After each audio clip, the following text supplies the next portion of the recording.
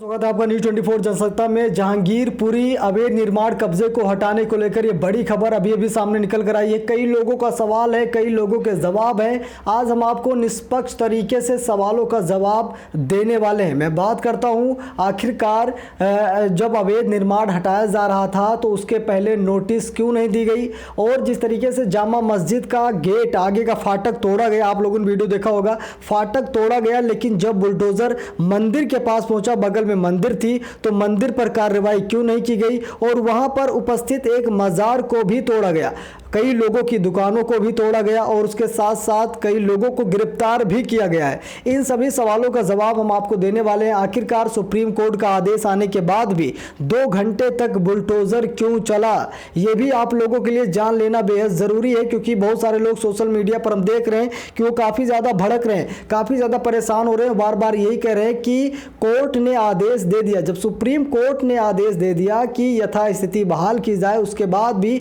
Bulldozer क्यों चला।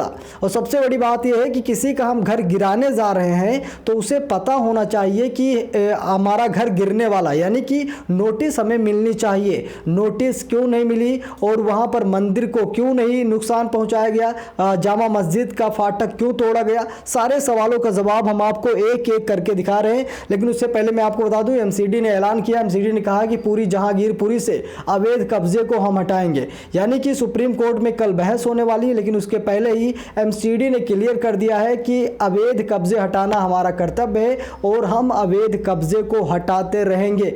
लेकिन सबसे बड़े सवाल हैं जिनके जवाब भी जान लेना आपके लिए बेहद जरूरी है। आखिरकार सुप्रीम कोर्ट के आदेश के बाद भी बुलडोजर क्यों चला, मंदिर पर बुलडोजर क्यों नहीं चला, मस्जिद जामा मस्जिद का फाटक क्यों तोड़ा गया, और नोटिस क्यों नहीं दी गई। यानी कि कुछ इन बड़े मुद्दों पर हम बात करने वाले हैं और आप लोगों को बताने वाले हैं। अब सबसे पहले पॉइंट पर आ जाते हैं। सबसे पहला पॉइंट हम आप लोग को बताएंगे, अभी ओवैसी असदुद्दीन ओवैसी लाइव आ रहे हैं, थोड़ी देर में हम आपको असदुद्दीन ओवैसी को भी सुनाएंगे, क्योंकि अभी ओवैसी महज कुछ पलों में लाइव आने वाले, जैसा कि हमें अपडेट मिला है, तो ओवैसी का भाषण भी हम आपको सुनाएंगे। लेकिन उससे पहले मैं आपको सबसे पहले सवाल का जवाब दे दूं कि जब अतिक्रमण हटाया जा रहा था तो नोटिस क्यों नहीं दी गई, नोटिस क्यों नहीं मिली उनको जिनकी दुकानें तोड़ी गई या फिर जिनके घर तोड़े गए। तो सबसे बड़ा सवाल है, सबसे पहला सवाल है, तो इसका जवाब यह है कि जो अवैध निर्माण होता है उस पर कभी भी नोटिस नहीं दी जाती है। अगर आपने अवैध तरीके से किसी चीज़ पर कब्जा किया है तो आपको नोटिस नहीं दी जाएगी, कार्रवाई सीधा की जाएगी। इसीलिए बुलडोजर अचानक से पहुंचा है, क्योंकि आप लोग को पता है कि बीजेपी संविधान के साथ नहीं खेल सकती। आप लोग को अच्छी तरीके से पता है बीजेपी कभी लॉ एंड ऑर्डर के साथ खिलवाड़ नहीं करती, कानून को अपने हाथ में नहीं लेती, जो कुछ भी करती है वो सही करती है। इसीलिए विपक्ष ने इस चीज़ को लेकर नंगा नाच नहीं किया, लेकिन कुछ लोग सोशल मीडिया पर इसको लेकर नंगा नाच कर रहे हैं। वो लोग यही कह रहे हैं कि नोटिस क्यों नहीं मिला। तो मैं आपको बता दूं, नोटिस इसीलिए नहीं दिया गया क्योंकि अवैध निर्माण के लिए कोई नोटिस नहीं दी जाती। अगर आपने गलत काम किया है तो आपको सजा मिलेगी, आपको नोटिस नहीं दिया जाएगा। वो तो वहाँ के अधिकारियों पर निर्भर रहता है, वो बताएं या फिर ना बताएं। उन्होंने नहीं बताया तो कोई बात नहीं, आप कुछ भी नहीं कर सकते। अगर आपका अवैध निर्माण है तो गिरेगा।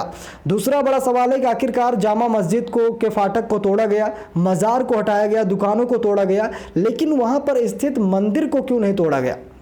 सबसे बड़ा ये भी सवाल है। तो मंदिर क्यों नहीं तोड़ी गई, इसके पीछे वजह यह है कि एमसीडी का कहना है, बुलडोजर का कहना है कि जब हम मंदिर को तोड़ने जा रहे थे, मंदिर का जो अवैध कब्जा था उसे तोड़ने जा रहे थे, उसके तुरंत जैसे हम तोड़ने जा रहे थे उसी दौरान हमारे पास सुप्रीम कोर्ट का आदेश आ जाता है, लिखित आदेश आता है। वैसे तो देखा जाए तो सुप्रीम कोर्ट ने 2 घंटे पहले बता दिया था कि बुलडोजर कार्रवाई बंद की जाए, यथास्थिति को बहाल किया जाए, लेकिन फिर भी 2 घंटे बुलडोजर चला। अभी इसका भी हम आपको जवाब देंगे, लेकिन सबसे पहले इसका जवाब दे दें कि मंदिर क्यों नहीं तोड़ी गई।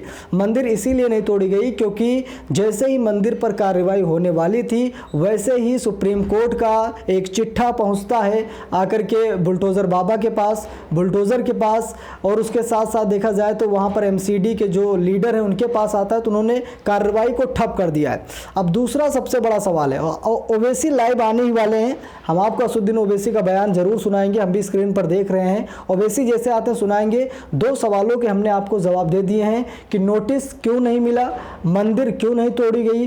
तीसरा सबसे बड़ा सवाल ये है कि आखिरकार वहां पर जो कार्रवाई की जा रही थी तो सुप्रीम कोर्ट का आदेश आया, उसके 2 घंटे तक क्यों बुलडोजर चला। क्या ये संविधान के लिए या फिर कोर्ट के लिए चुनौती नहीं है? क्या ये कोर्ट के फैसले का अपमान नहीं है, सुप्रीम कोर्ट के फैसले का अपमान नहीं है? आखिरकार ये डिसीजन क्यों नहीं लिया गया ऑन स्पॉट की कार्रवाई बंद की जाए?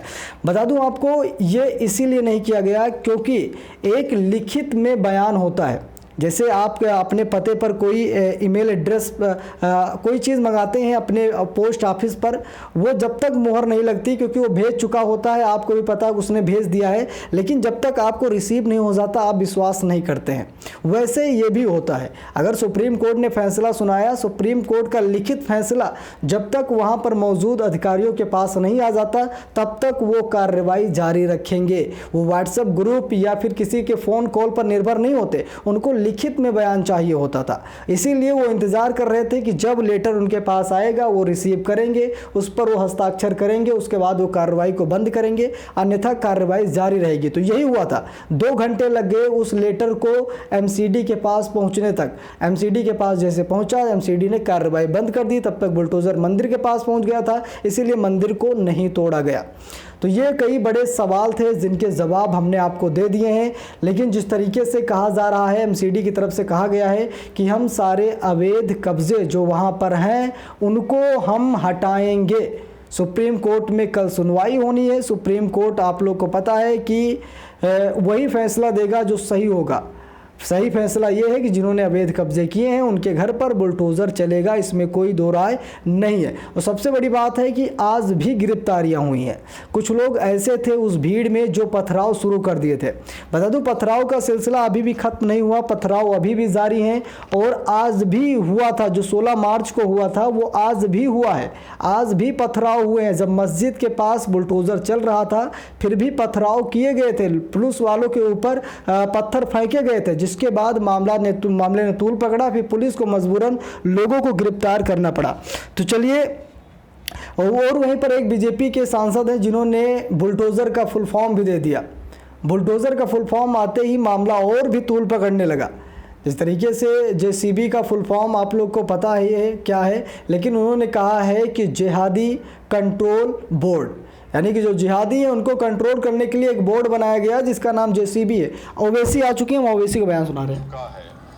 ये तुर्कमान गेट 2022 है और ये विजिलेंटी जस्टिस की मिसाल बीजेपी और आप पार्टी पेश कर रही है। तीसरा यह है कि एक लीगली अगर इसको कहा जाए तो एक नया जूरिस्प्रूडेंस निकल चुका है, बुलडोजर जूरिस्प्रूडेंस। चौथी चीज यह है कि आप मुसलमानों को एक कलेक्टिव पनिशमेंट दे रहे हैं। पांचवी बात यह है कि अगर वो इलीगल अनऑथराइज्ड बनाए गए तो 7 साल से बीजेपी की सरकार क्यों सो रही थी। आठवीं बात यह है कि आपको कोई इख्तियार नहीं है, आपने एक कम्युनिटी को टारगेट करके उनकी दुकानों को और उनके घर को आपने नुकसान पहुंचाया। तो आप कौन होते भैया कोर्ट फैसला करने वाले कि कोई क्रिमिनल है या कोई कोर्ट तय करेगा।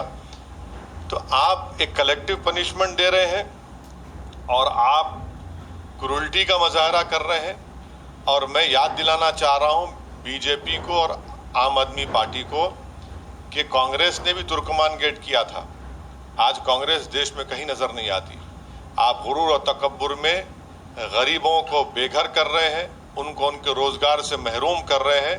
मैं तो सिर्फ आपको कहूँगा कि गरीब की तकलीफ और उसके हाय से डरिए आप, क्योंकि जब गरीब बेबस होकर तड़पता है ना, तो हमको ये बतलाया गया कि खुदा की कुदरत जोश में आ जाती है।